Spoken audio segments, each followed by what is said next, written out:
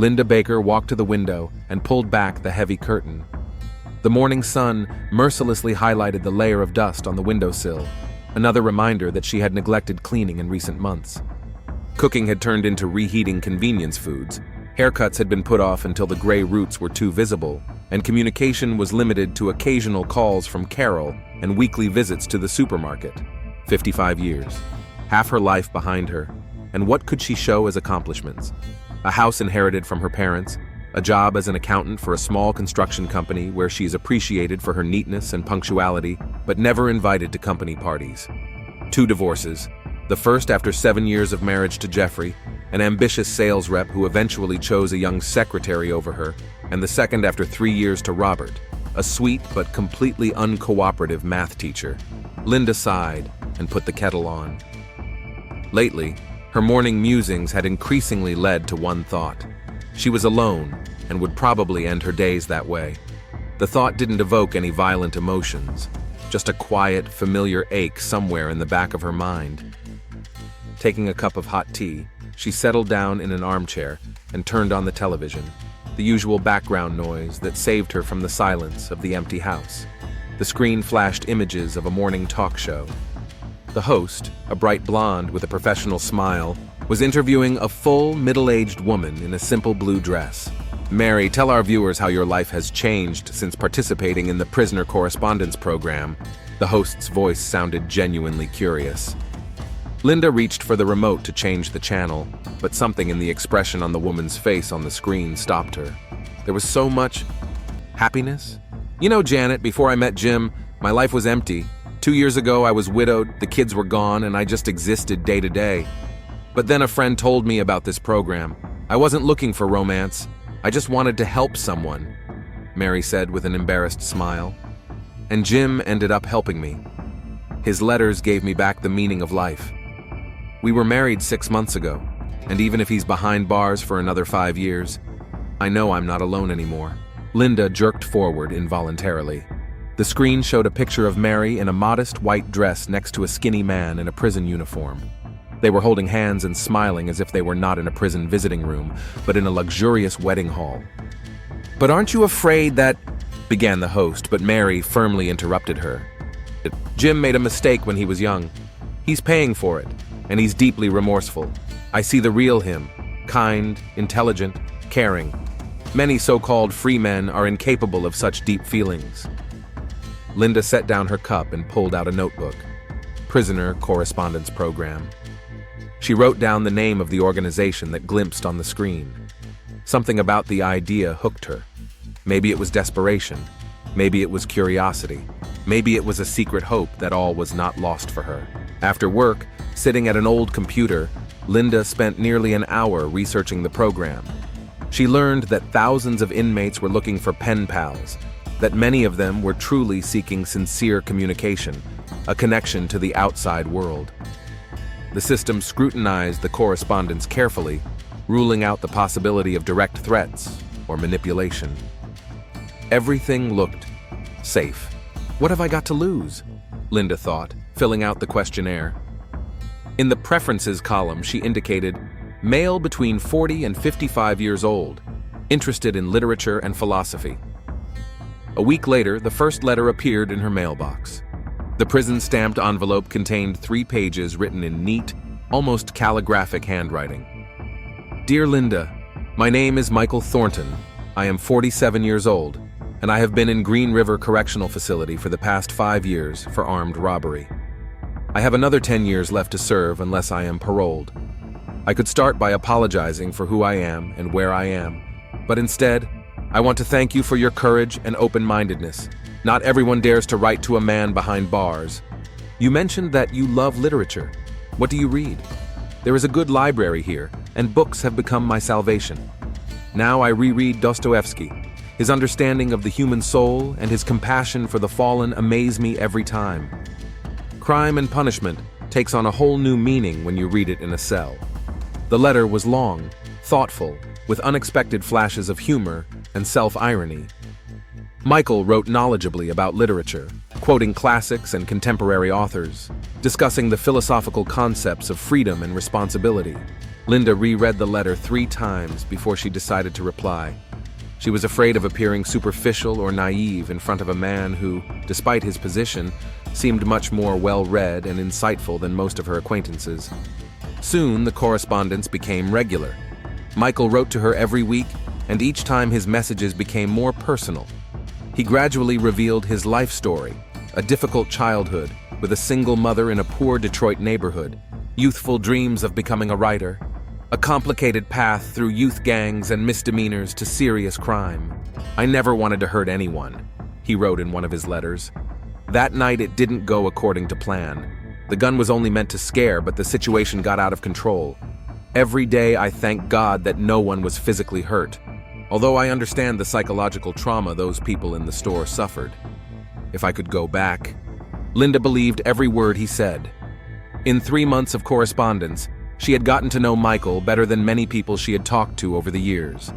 In her replies, too, she gradually opened up, sharing stories about her parents, failed marriages, everyday trivia, and deep-seated fears. Carol, her best friend since her high school days, watched this fascination with dismay. "Linda, honey, are you sure this is wise?" she asked during their traditional Sunday tea party.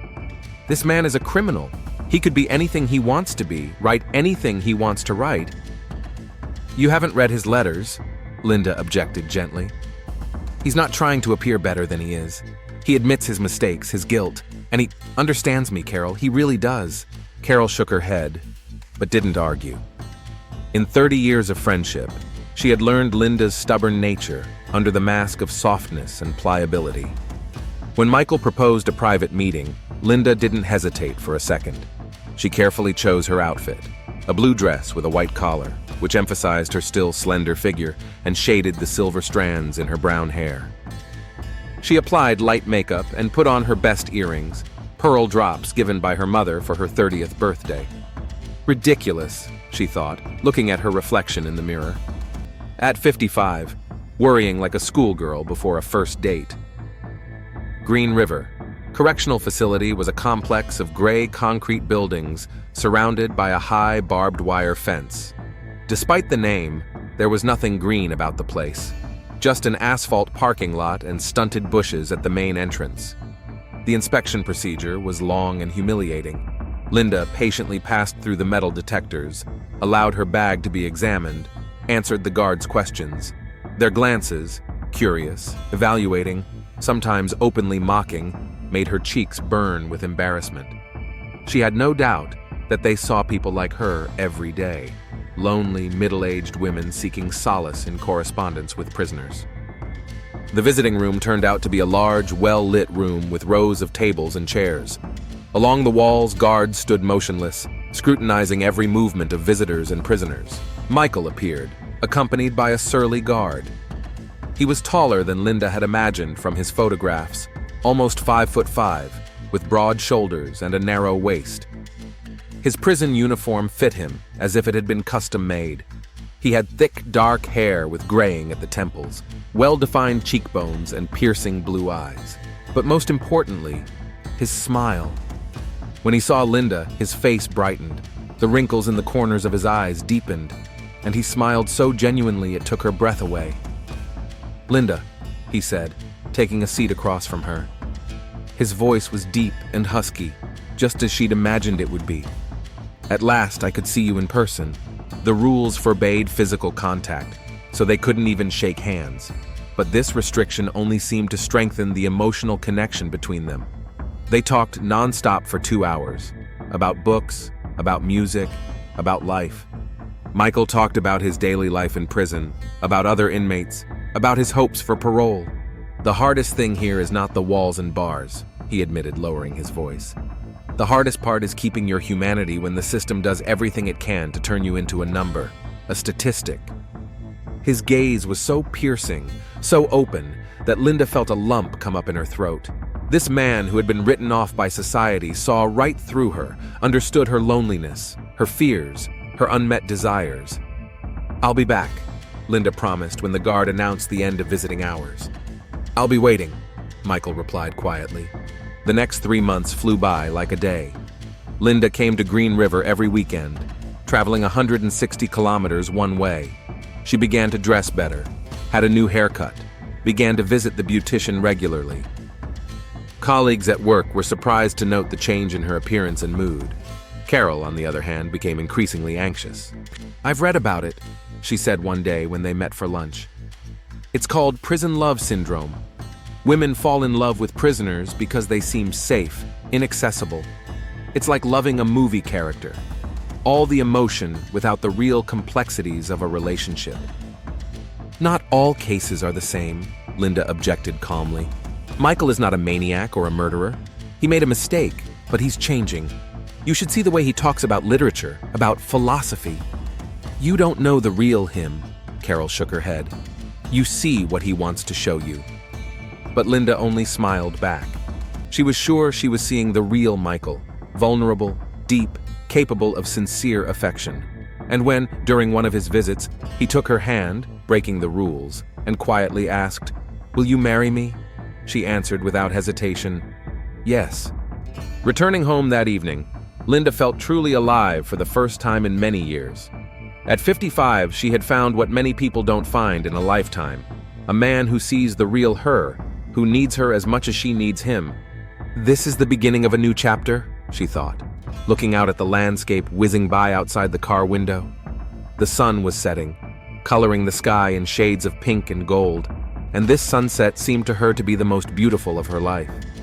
She didn't know that there wasn't much time left until the end of her story, and that the last chapter would be written in blood. The prison chapel was a small room with 4 rows of wooden pews and a simple altar against the far wall. The only decoration was a stained glass window, a modest mosaic depicting a dove symbolizing hope and spiritual liberation. Strange irony, Linda thought, standing in front of the chaplain in a white dress she'd bought at the mall at a 50% discount.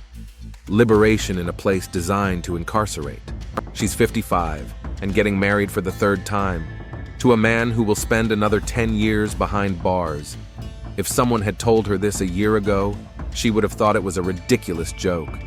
But now, looking at Michael in his ironed prison uniform with a flower in his buttonhole, Linda felt a confidence she'd never felt at any of her previous weddings. No lavish celebration, no dozens of guests with fake smiles and expensive gifts. Just her, Michael, Carol, who had agreed to be a witness despite her disapproval. The chaplain, an older man with kind eyes and a wrinkled face, and 2 guards at the door, trying to look inconspicuous but constantly reminding her of the reality of what was happening. "I now pronounce you husband and wife," the chaplain said with a soft smile.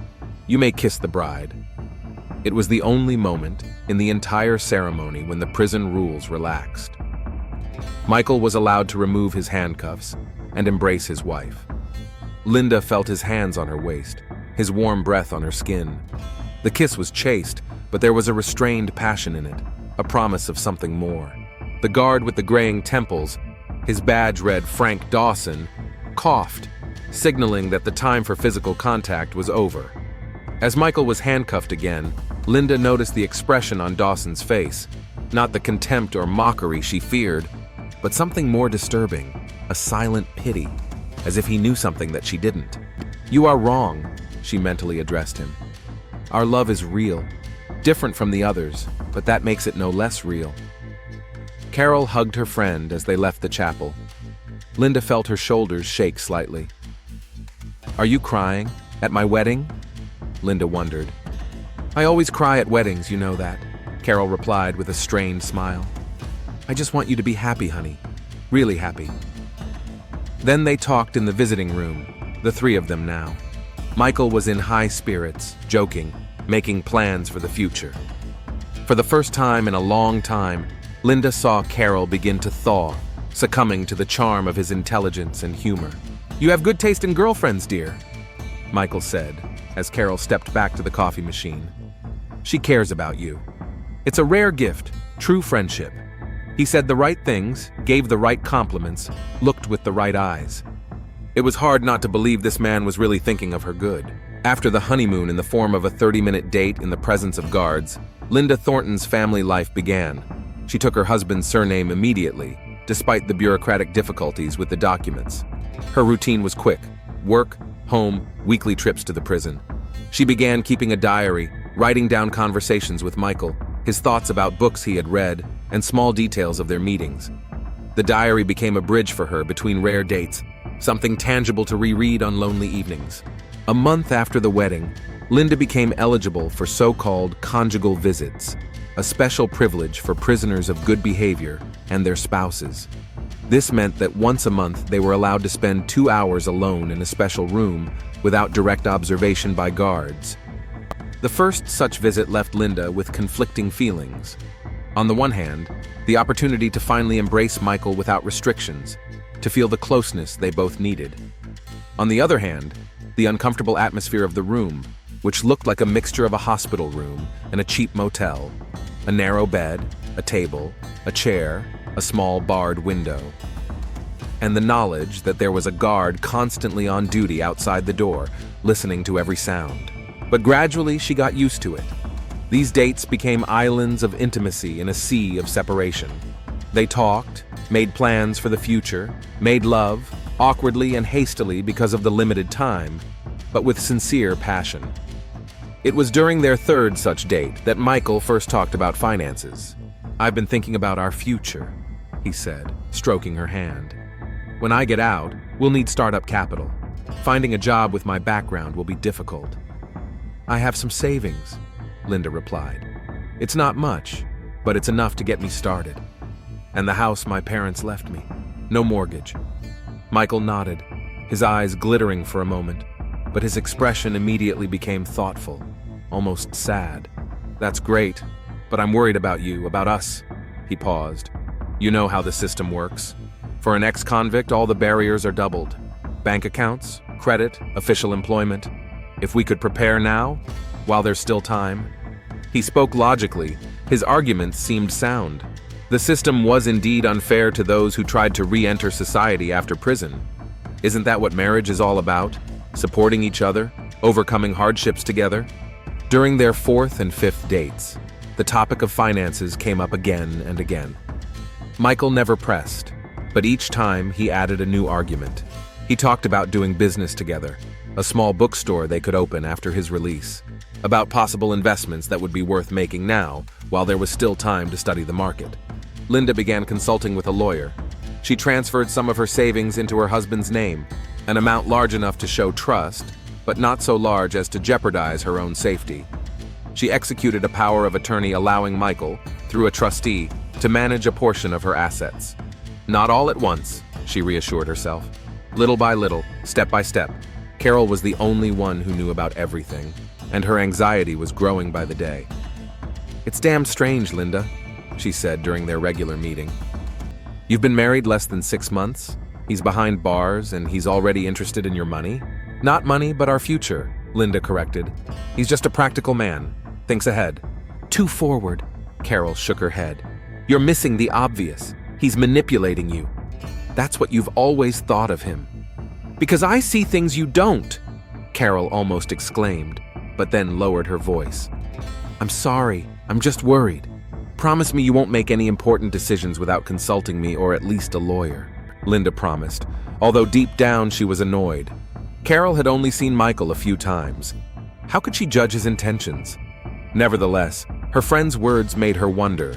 While preparing the paperwork to transfer ownership of the house, the last major asset she had left, Linda decided to consult with another lawyer more experienced in property law. The attorney, an older woman with shrewd eyes behind the panes of her thin-rimmed glasses, listened carefully to Linda's story, reviewed previous financial transactions, and suggested a compromise solution. "You could include a temporary restriction clause," she said. "For example, your husband would only get rights to the property after release and a year of living together. This is standard practice to protect the interests of both parties." Linda agreed. It seemed reasonable. After all, if their love is real and their intentions are pure, such a precaution won't hurt anyone. The day of the 6th conjugal date arrived. Linda had made meticulous preparations. She put on a new dress, did her hair, bought expensive perfume. In her bag were the deeds to the house, with the additional clause suggested by the lawyer, and a small gift for Michael, a rare leather-bound edition of Whitman's poems, which she had found in a second-hand bookstore and with difficulty obtained permission to give to the prison. It was going to be a special day. Linda imagined how happy Michael would be to see the documents that proved her trust and love, how they would dream together of living in this house after his release. The procedure for entering the prison had long since become familiar to her. Metal detectors, Idaho checks, bag searches. Guard Dawson nodded to her like an old acquaintance. "Mrs. Linda," he said with a slight nod. Being formally addressed by her husband's last name still gave Linda a warm wave of pride. Nothing had changed in the conjugal visitation room. The same narrow bed, the same desk, the same small window with bars. Linda pulled out the papers, laid them on the table, and placed the neatly wrapped gift beside it. Michael entered with a smile that faded slightly when the door was locked behind him. Linda had noticed this change every time lately, as if the mask of happy reunion fell away as soon as they were alone together. "I missed you," he said, wrapping his arms around her. His kiss was hurried, almost mechanical. "I brought what we talked about," Linda pointed to the papers. "And a little surprise." Michael reached for the gift at first, but when he noticed the papers, he changed direction. He quickly looked through the papers, his eyebrows slowly creeping upward as he read. "What's this?" he asked, pointing to an additional item. "Just a formality," Linda smiled. "My lawyer suggested we add this for—" "Your lawyer?" Michael interrupted. "You consulted with a lawyer behind my back?" "Not behind my back." Linda felt her pulse quicken. "I just wanted to make sure it was done right, legally." Michael remained silent, scrutinizing the document. Linda could see the white knuckles of his fingers clutching the paper. "You don't trust me?" he finally said. His voice was calm, almost cold. Not the way she knew it. "Of course I do," Linda hastened to assure him. "It's just a precaution. Standard practice, as the lawyer said, to protect the interests of both parties." "Protection?" Michael slowly placed the document on the table. "Who are you defending yourself against, Linda? Me?" Something changed in his face. Gone was the usual warmth, melted the smile that reached his eyes. There was a different man sitting in front of her, with an icy stare and a hard line in his mouth. "No, that's not what I meant." Linda felt a cold wave of fear rise from her stomach to her throat. "Michael, please!" The first blow caught her by surprise, an open palm across her face, so hard that she toppled over onto the bed. Her mouth tasted of blood. 15 years I've put up with this hole," Michael hissed, looming over her. His face contorted with rage, almost unrecognizable. 15 years I've been waiting for the right fool like you." Linda tried to scream, but his palm was already clamping over her mouth, with such force that she felt her lips crack. His weight pressed her against the bed, making resistance futile. The eyes staring back at her no longer belonged to the man she'd come to love. They were the eyes of a predator, cold, calculating, utterly devoid of humanity. "This is a mistake," Linda's mind raced. "A misunderstanding. He'll come to his senses now." But Michael didn't stop. With one hand continuing to clamp her mouth shut, with the other he ripped the gold chain and pendant, his wedding gift, from her neck. The chain broke, leaving a painful mark on her skin. "You think you're the first?" His voice was quiet, almost mundane, which made what was happening even creepier. "There were others, just as lonely, just as trusting, but you were the most stubborn." At that moment, Linda realized she was going to die. The realization came with surprising clarity, as if a part of her had already detached from what was happening, watching from the sidelines. Michael reached for the pillow without loosening his grip. Linda tried to break free, but he only pressed harder on her face. She felt her nose break, blood filling her throat, making it difficult to breathe. And then a pillow came down on her face. Heavy, suffocating darkness. Linda struggled as hard as she could. Her feet pounded haphazardly on the bed. Her hands clawed at his forearms, leaving deep furrows. She tried to free her head, to turn around, to find the slightest gap for a breath of air. But Michael was stronger. His weight, his determination, his experience, it was all against her. Black dots danced before her eyes, her lungs burning from lack of oxygen. For a moment, panic was replaced by a strange calm. Linda saw her life flashing before her eyes. Not all of it, but only the happy moments. Parents smiling at her graduation, First love, quiet evenings with a book, Carol always there for her in times of need. Carol was right, was the last clear thought before darkness consumed everything. Michael didn't immediately remove the pillow. He continued to press for several more minutes after the body beneath him had gone limp and quiet. Only when he was sure she wasn't breathing did he toss the pillow aside. Linda's face was frozen in a strange expression, not of fear or agony, but rather of surprise, as if she could not believe what was happening until the last moment. Michael methodically cleaned himself up, wiped the blood from his hands with a napkin, her blood from her broken nose and lips, his blood from the scratches left by her fingernails. He gathered up the papers scattered on the bed, tearing them neatly into small pieces. There was an eerie silence in the room, broken only by his heavy breathing. He walked to the door and knocked, letting the guard know the date was over. Then he sat down in a chair and waited, clutching the gold chain in his hand, the trophy he would add to his secret collection. His gaze was blank, his breathing even. He was already considering what he would say at the inquest. An accident, he rehearsed to himself. She felt ill. I tried to help, but it was too late. There would always be dozens more like Linda, lonely, desperate, ready to believe a beautiful lie. And he's in no hurry. He had many years ahead of him to perfect his skill at deception. The door opened. Guard Dawson stood on the threshold, already realizing from the look on the prisoner's face that something irreparable had happened. Detective Alex Morgan stood at the window in the police station, watching the rain blur the city, turning the clear lines of the streets into blurred patches, making the light of the street lamps dim and ghostly. There was something fitting about this weather for the case that landed on his desk this morning. 40 years. 20 of them. Alex had given to the police over the years. His once dark hair had turned ashy at the temples, wrinkles lingered near his eyes, and at the corners of his lips, the department considered him old school, stubborn, meticulous, able to dig into details that others overlooked as irrelevant. It was those qualities that brought him to Green River Correctional Facility after a call from the warden. Death during conjugal visitation, probably natural, but there are nuances. Alex already realized that there were always nuances. Little things, inconsistencies, details that didn't fit the big picture. It was in them that the truth was usually hidden. When he arrived at the prison, he was met by Frank Dawson, a gray-haired guard with a stern face and tired eyes. In his gaze, Alex immediately read something he rarely saw in prison workers: compassion. "I found her," Dawson said quietly, as they walked down the corridor toward the scene. She was no longer breathing. He sat next to her like a stone, said she'd had a heart attack.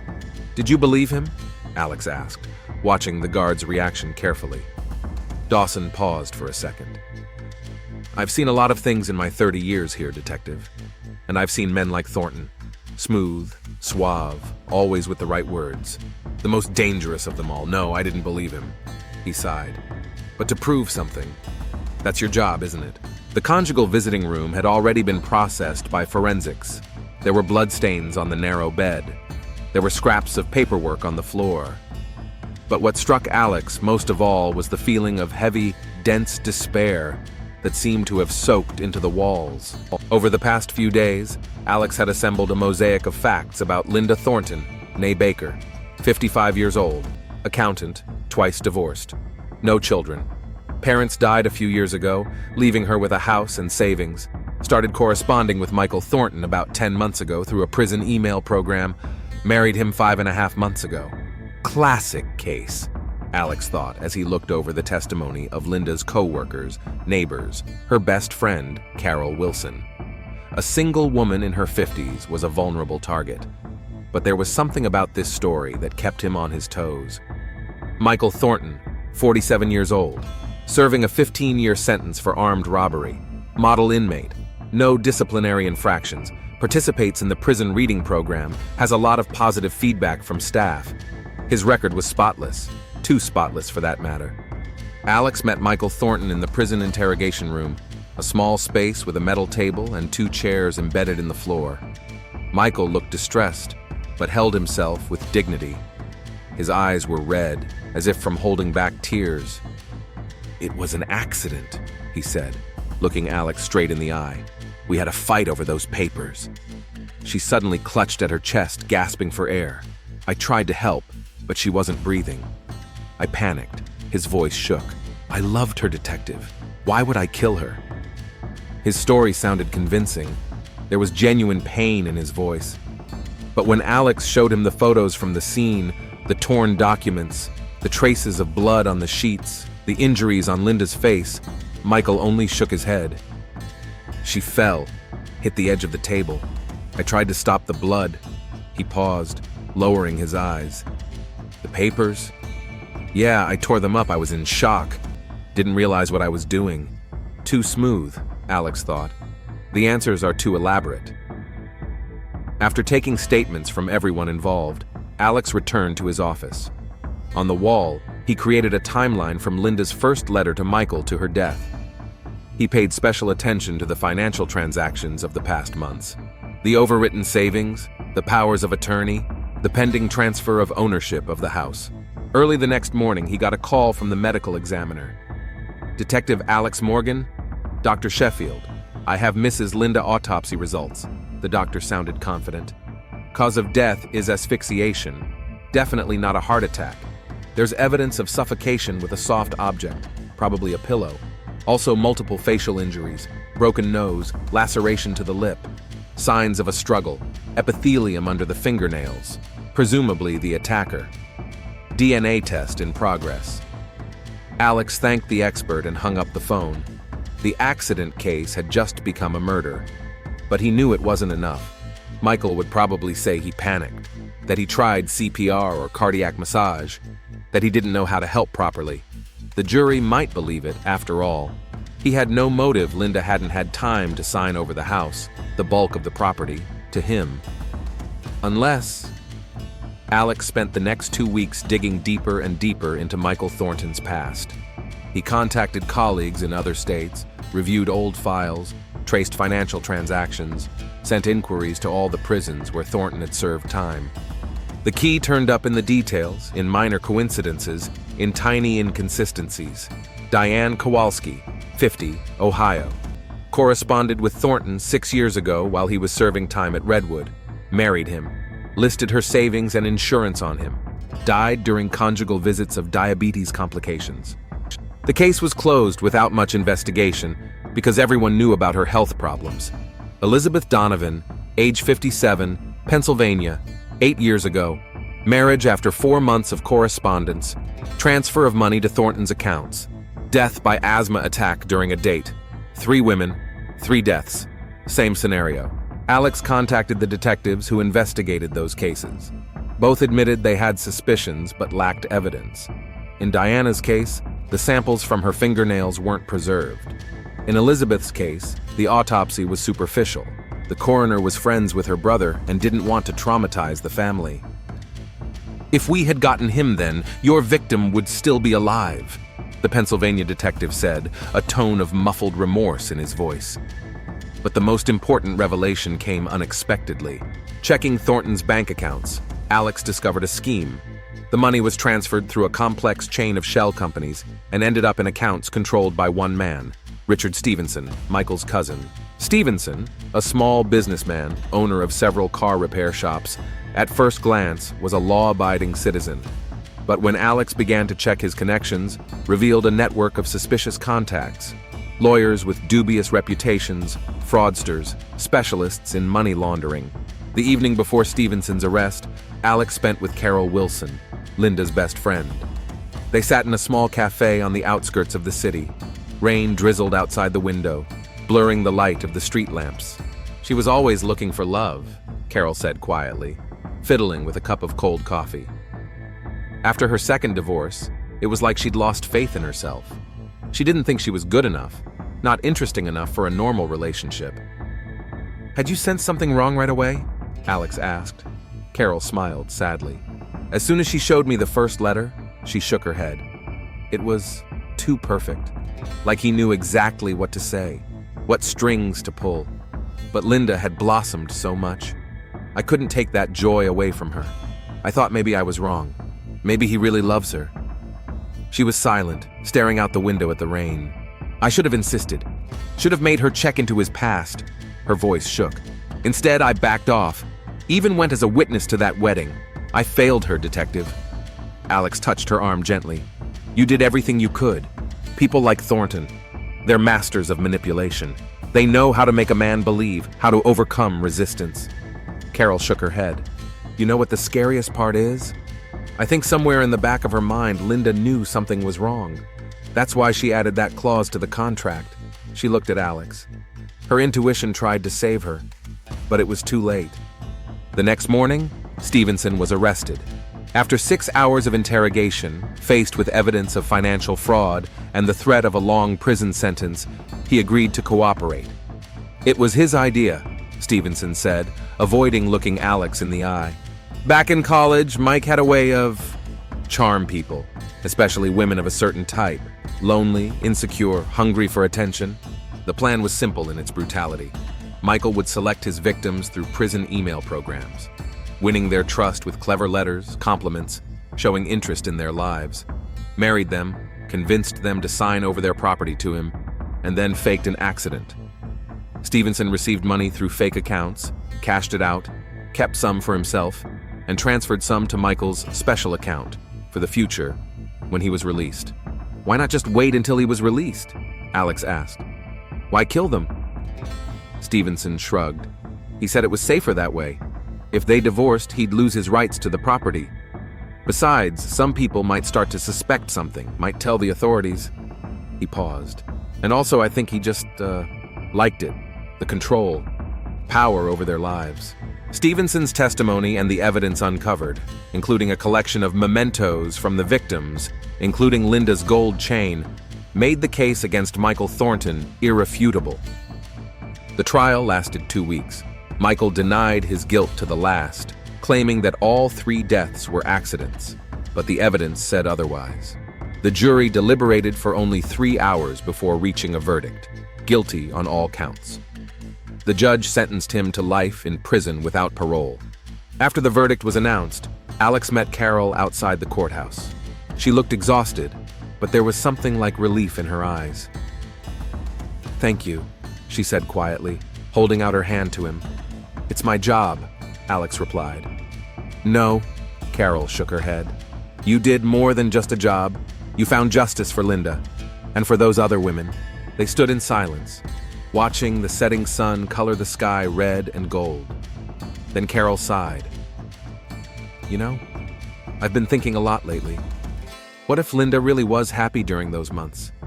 Even if everything was a lie on Michael's part, her feelings were real, her hopes, her faith in her new life, she said quietly. Maybe sometimes the illusion of happiness is better than real loneliness? Alex didn't answer right away. He thought about 20 years of work, about hundreds of cases, about victims and criminals, about the thin line between truth and self-deception. I think the truth, no matter how bitter, is always better than a comfortable lie, he finally said. Linda deserved real love, real happiness, not the fake stuff Thornton was selling her. Carol nodded, tears glistening in her eyes. You're right. It's just that sometimes I wonder, was it worth it? Those months of euphoria, of renewed hope, were they worth it? Alex looked at the setting sun. That question, he knew, would remain unanswered, like so many others in his job. But he had done what he had to do, unraveled the tangle of lies, found the truth, brought the guilty party to justice. Sometimes that's all you can do, and sometimes that's enough. Come on, he said. I'll walk you to the car. They walked down the courthouse steps, leaving behind the story of Linda Baker, the woman whose lust for love had cost her her life. Ahead of them were new days, new stories, new chances to find the real thing that each of us seeks in this world of illusion and deception. And somewhere far away in a maximum security cell, Michael Thornton was already looking for a new victim, now among his cellmates. A predator always needs prey, even if the cell becomes smaller and the hunt more dangerous.